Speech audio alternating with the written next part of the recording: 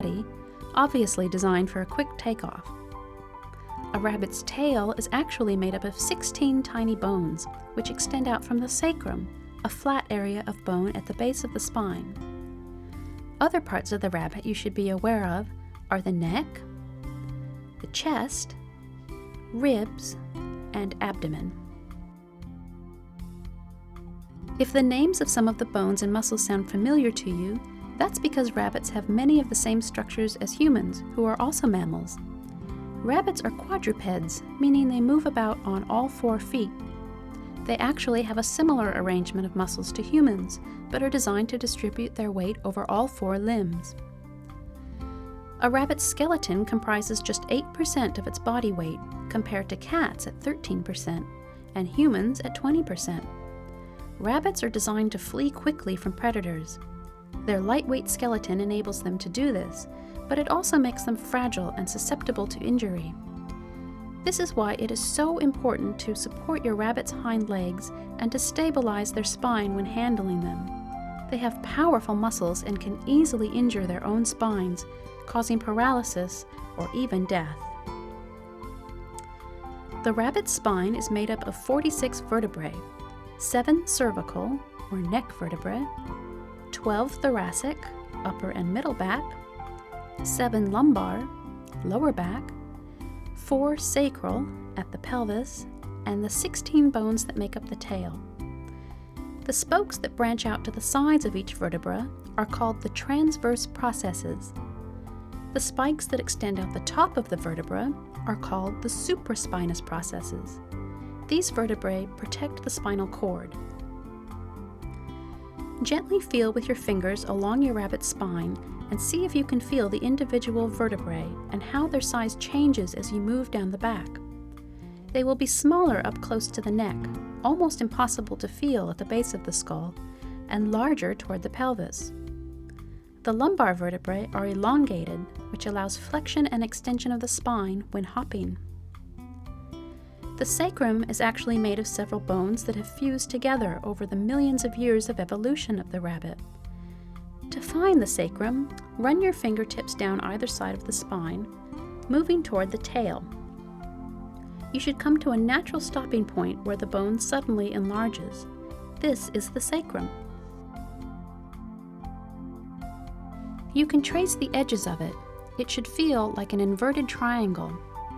There are many pressure points along the sides of the sacrum that hold an array of nerve bundles.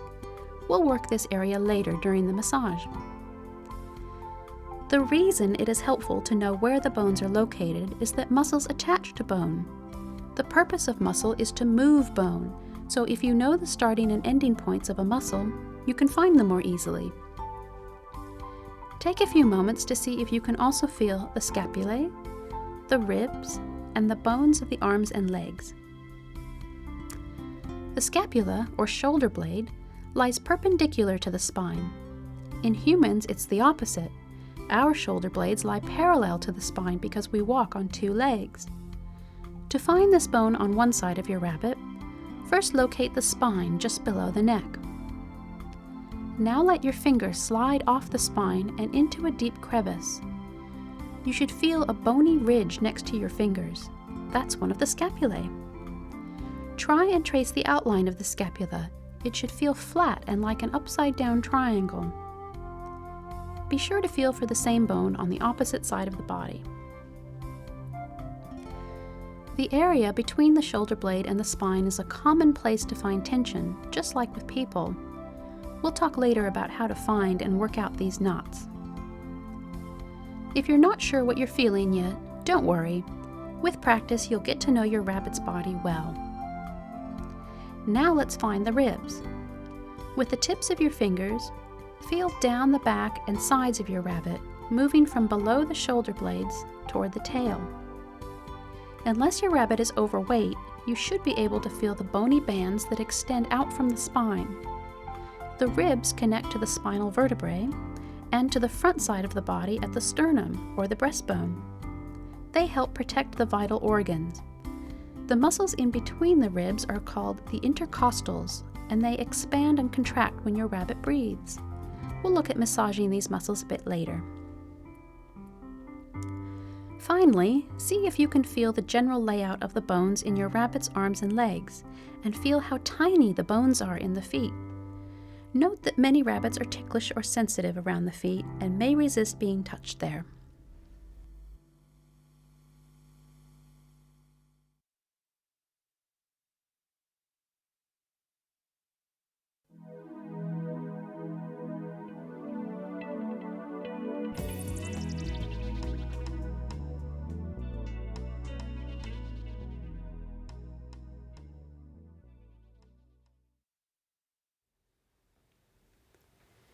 Don't worry about remembering all the fancy anatomical names. You can give a fine massage just knowing the general areas of your rabbit, but there are some areas that you will want to avoid. Rabbits, like all creatures, have vulnerable areas of their bodies. In massage, we call these endangerment zones. These are areas where you want to avoid applying too much pressure, as you could injure your rabbit or make him feel uncomfortable. The eyes are one of these zones. Avoid applying any pressure around the eye socket or on the eyes themselves. A rabbit has several major arteries. The ones you need to be aware of while doing massage are the carotid artery in the neck and the femoral artery in the inner thigh. Generally, these are areas where you won't be doing any massage, but do be aware of their presence. Restricting the blood supply here can lead to serious injury.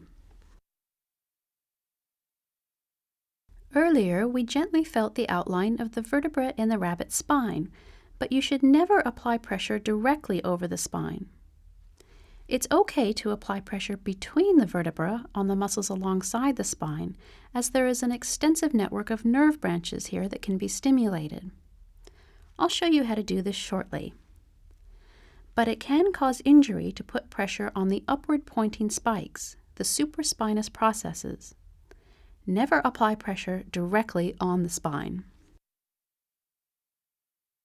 You should know generally where your rabbit's kidneys are located.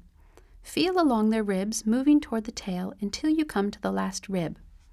The kidneys generally lie just underneath this rib. You should avoid any percussive or deep pressure here. Finally, use caution when working with the abdomen. Tummy massage can be useful if your rabbit has gas or bloating, but should only be performed in consultation with your veterinarian.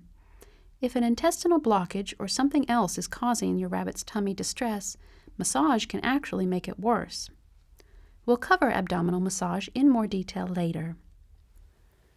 Avoiding endangerment zones is mostly common sense. Avoid touching the vulnerable areas on your rabbit, watch for feedback signs, and always proceed slowly and mindfully.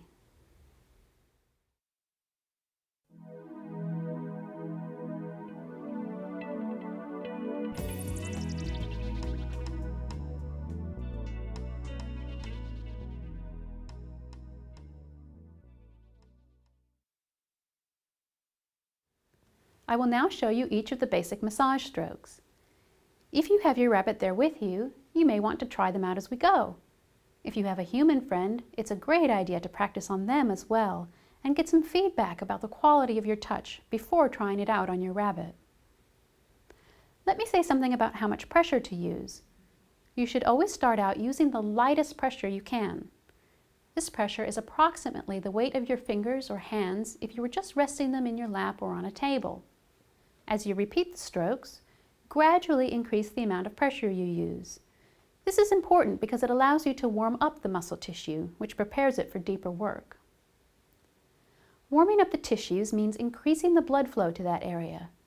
When the muscles are engorged with blood, they are more elastic and pliable, and circulation can whisk away any metabolic wastes released through the massage while delivering fresh oxygen and nutrients to the cells.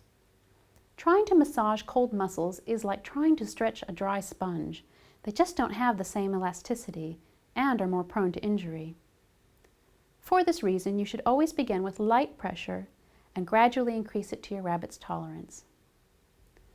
Every body is different. Some rabbits like a light to moderate amount of pressure. Others may prefer a deeper touch. It will also vary with different parts of the body.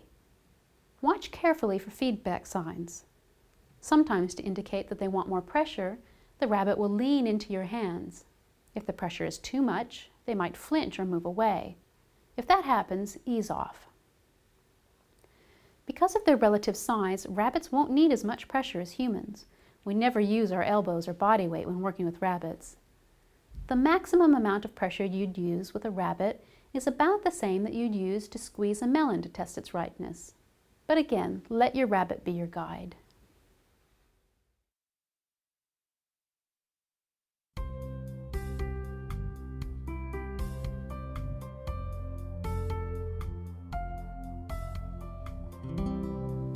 The very first stroke doesn't actually involve any movement or pressure. It's called the resting position, and it's a great way to start the massage. A way of saying hello to your rabbit with your hands. Simply rest your hands on your rabbit's back or along their sides. Take a deep breath and allow your hands to relax as if they were melting into your rabbit without applying any pressure.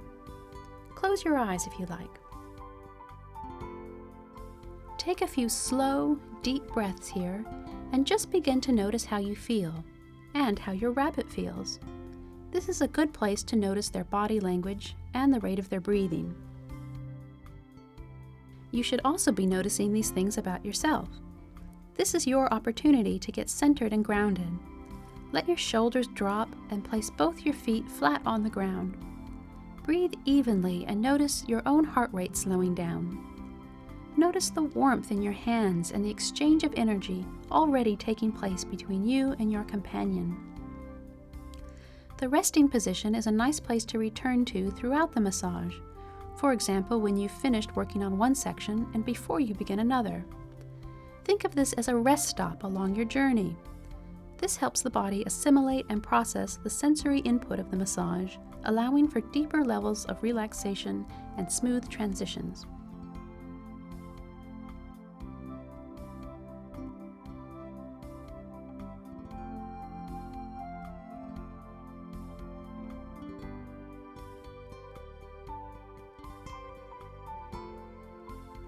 Rocking is another nice way to start your massage, as it has the effect of establishing a rhythm and producing what's called entrainment, or a synchronization of two rhythms together, which is very relaxing. Rocking is especially good for rabbits who are nervous or timid, as it helps to calm and relax them. Think about what we do with human babies when they cry. We hold and rock them. Place your hands on either side of your rabbit like you would for the resting position. Rocking begins with a gentle nudge on one side. You simply initiate the movement. It isn't pushing, but just a quick nudge to swing the body away from you and back again. Your rabbit's body will quickly return to the starting point and you repeat the movement. The important thing about rocking is to keep it rhythmic. Use one hand to start the movement and the other to stabilize the rabbit's body. Rocking can also be done using both hands on one side of the body or centered around the pelvis. Try it and see what your rabbit likes.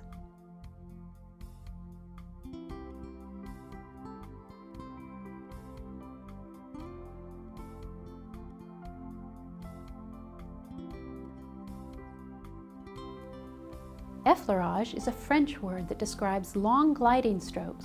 It is probably the technique you will use the most in massaging your rabbit. Effleurage is good for warming up the muscles as it encourages circulation, and it is useful for evaluating the quality of a rabbit's muscles. These reasons make Effleurage a nice stroke to open your massage routine. You can apply Effleurage using the palms of your hands, your fingertips, your knuckles, or even loose fists.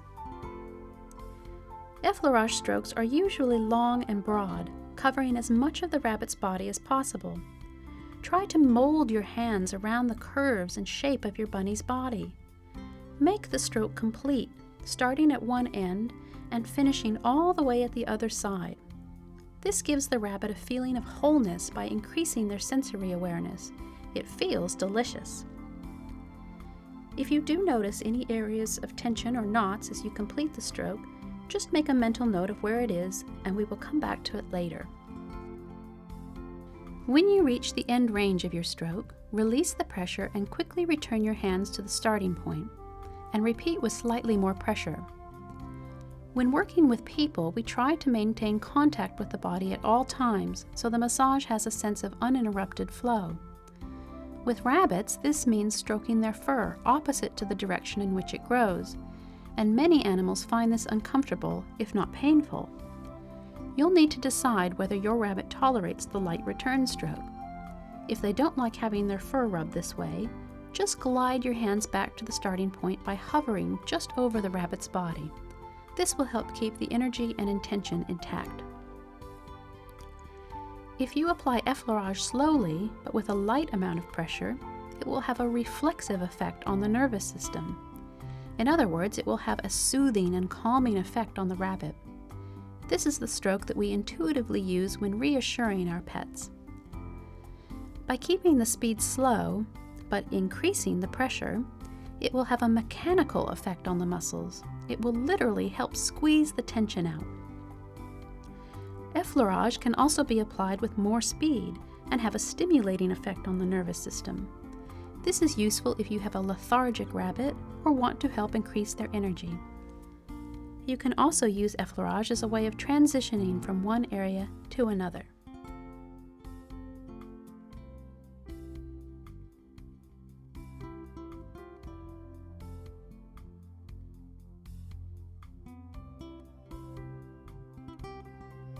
Petrissage also comes from the French, and it means to knead.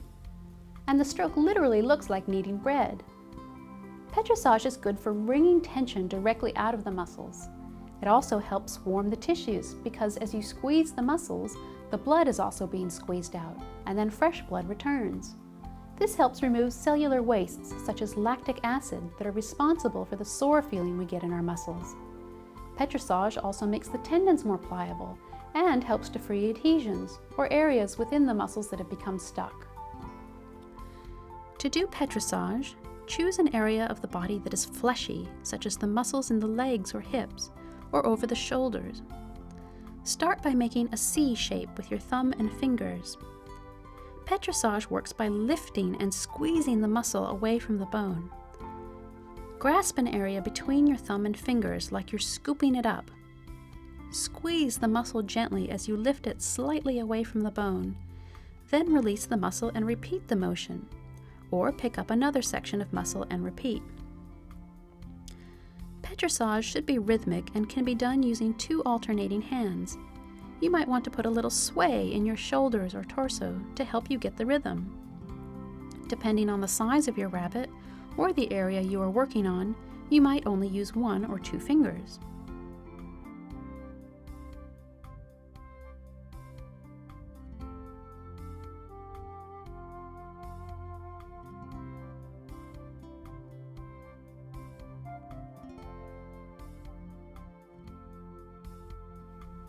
Skin rolling works the skin, not the muscle, so let's start by trying to determine the difference. The skin is a thinner, superficial layer just under the fur. In a healthy, well-hydrated rabbit, you can usually pinch the skin upward between your fingers, making a tent-like space between the skin and muscle. Muscle should feel slightly deeper and denser. The muscle should feel more fibrous and firm. The skin might slide around the muscle. Skin rolling helps to warm up and soften the connective tissue, which is the layer in between the skin and muscles. Connective tissue is found throughout the body and binds the skin to the muscles. Skin rolling is a good technique for assessing areas of tension in your rabbit because the skin will not pull away as easily over knots or areas where there is some dysfunction in the tissue. It might feel sticky or like glue over these areas. It might even feel crunchy or ropey, or like small crystals. These are called adhesions, which are literally areas where the tissues have become bound together with calcium deposits due to chronic overuse or tension. Skin rolling works by gathering a bit of skin between your thumbs and forefingers. Now you'll gently push the skin forward with your thumbs while gathering up the next bunch with your fingers. The motion is like a wave rolling across the ocean, or like rolling a piece of clay between your fingers. If your rabbit likes this technique, you can do the same motion in reverse, pulling the skin with your fingers and pushing it upward with your thumbs as you move. Another variation is not to travel with the motion, but to simply pick up the skin like a tent and then release it. Then move to a section nearby and repeat. Not all rabbits like the feel of skin rolling, but if yours does, keep practicing. Again, make a mental note of any tension or adhesions you find, and we'll come back to them later with other techniques.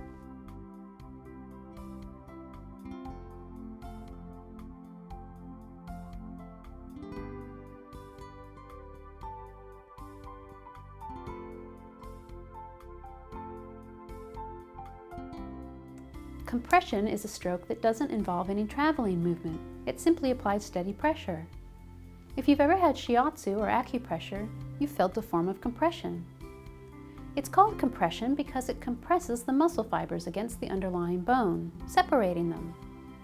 This increases the blood flow to the area and helps to break up any adhesions, such as you might have felt during the skin rolling. Compression is especially good for rabbits with long coats, or those who are ticklish, as it doesn't move their fur around. It's best done over the larger muscles in the body, such as the hips or the shoulders, or alongside the spine. To do this stroke, you can use a relaxed fist, the heel of your hand, or your thumbs or fingers. When you find an area of tension that you want to work, begin applying pressure gradually but steadily, aiming straight into the rabbit's body toward the bone. Hold the pressure for a few seconds, then release. You can repeat this over the same spot until you begin to feel it soften, or you can move to a new area and repeat the same thing.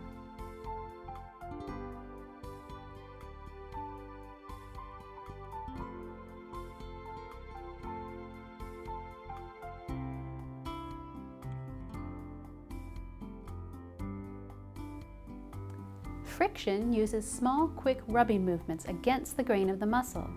This last part is important.